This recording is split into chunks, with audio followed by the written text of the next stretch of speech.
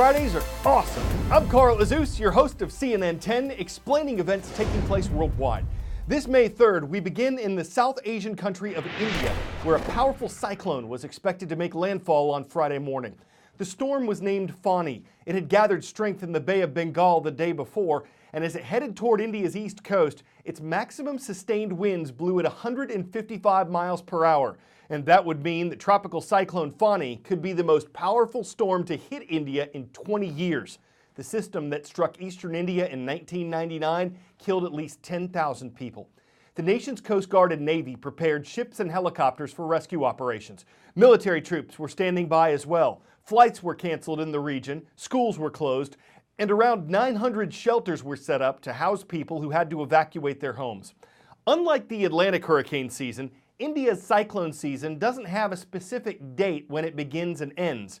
There are two main periods of activity, one in spring and one in fall, right before and right after the country's southwest monsoon season.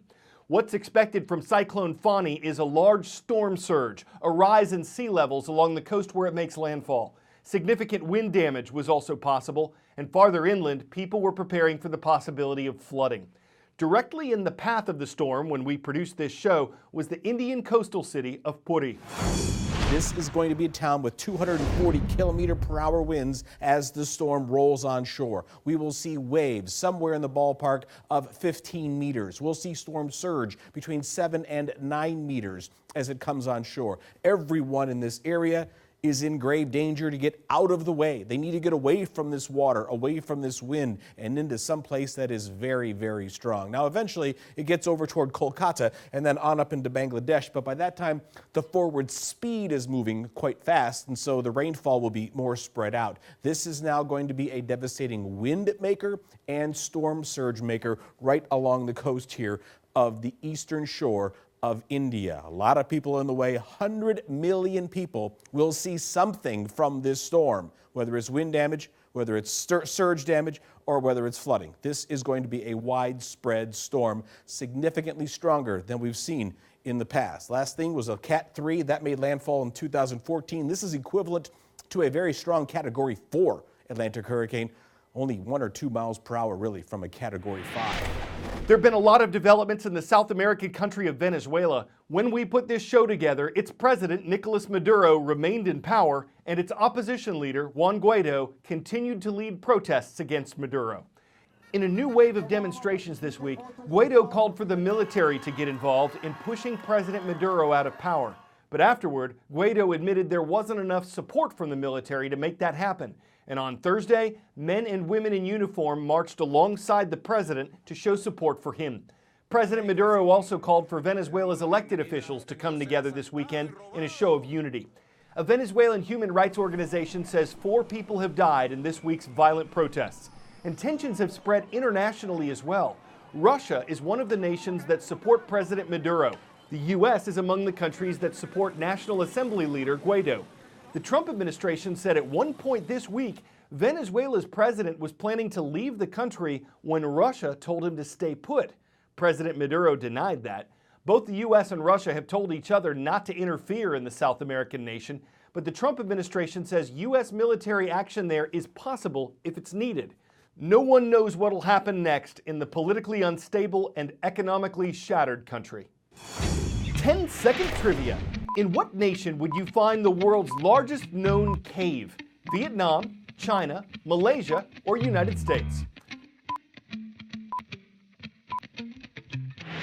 The biggest cave ever discovered is located in the Southeast Asian country of Vietnam.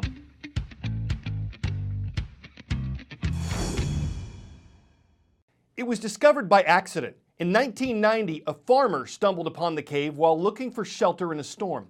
Its entrance is so remote that he forgot the way there, and it wasn't until 18 years later that he accidentally found it again while hunting. It takes 2 days of hiking through the jungle just to reach the cave, and explorers recently made a tremendous discovery there.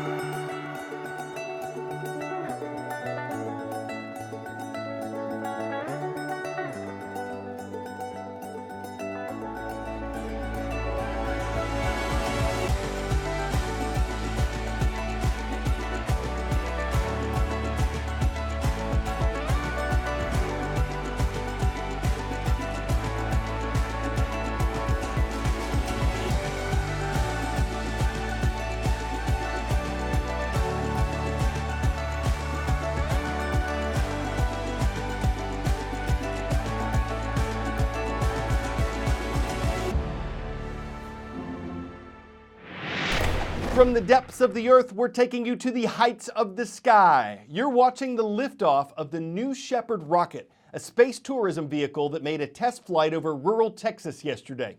It was carrying dozens of research projects, but no people were on board. Blue Origin, the American company that makes the rocket, hopes to be ferrying humans to space and back in the year ahead.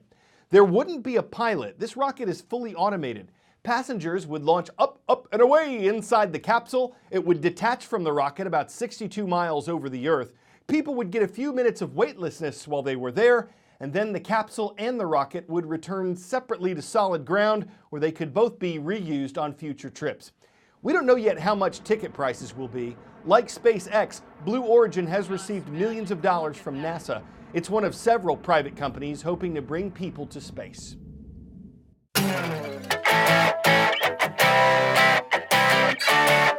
When you think of getting cows to move, you might think of a herdsman on horseback or maybe a border collie on call.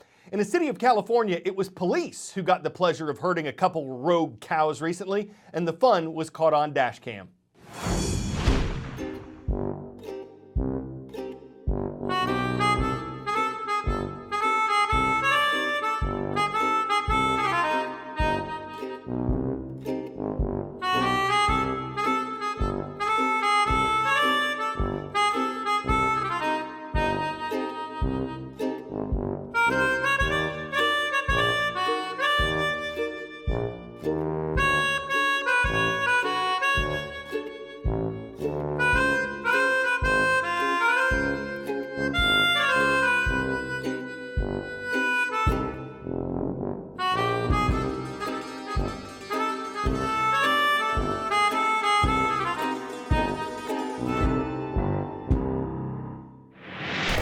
It was a slow assignment right out of the gate, but what finer way to wander into the weekend? We could call it utterly ridiculous, say it was a milk run, tell you we know where the beef is, but before we hoof it, we'll just say we milked all the puns we could right up until the cows came home.